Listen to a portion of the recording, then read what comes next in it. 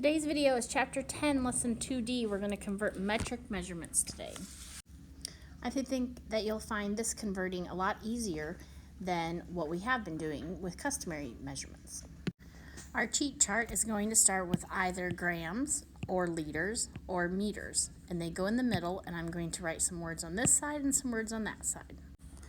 On the left side of the chart, to the left of grams, a little bit bigger of a unit is a decagram. Bigger than that is a hectogram, and bigger than that is a kilogram. On the right side, getting smaller, I have decigrams, centigrams, and milligrams. All of these prefixes are going to be the same prefixes I use for the next two rows. So I've got kiloliters all the way to milliliters. I've got kilometers all the way down to millimeters.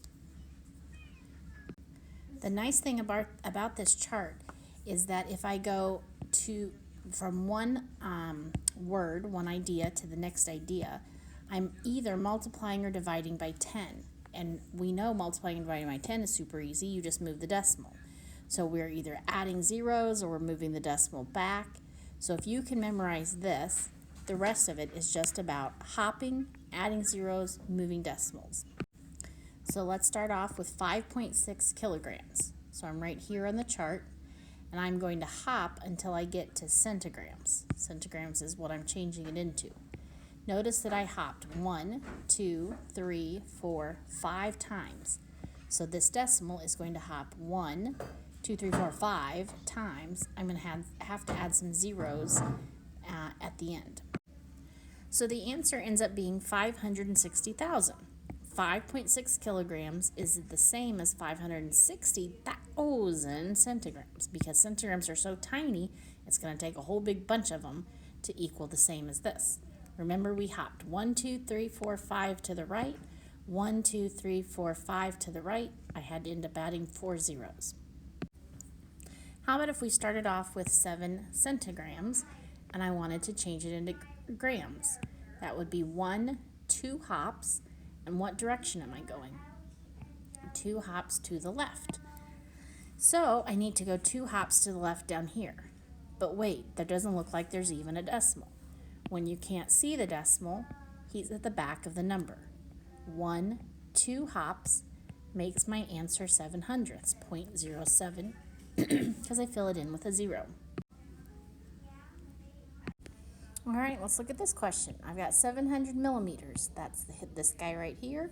I'm going to change him to meters. That's 1, 2, 3 hops to the left.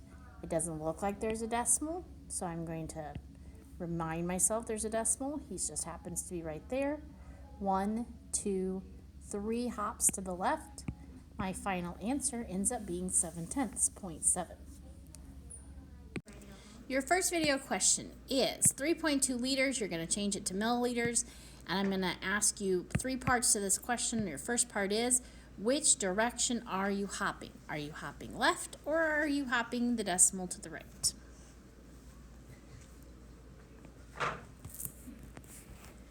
Answer is, we are hopping to the right. Second question, how many hops are you going to go? How many jumps, how many hops, how many places are you going to the right?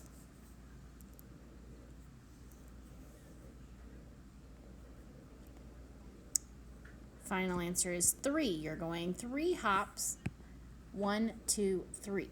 3 hops to the right. Final question, video question is, what is the answer?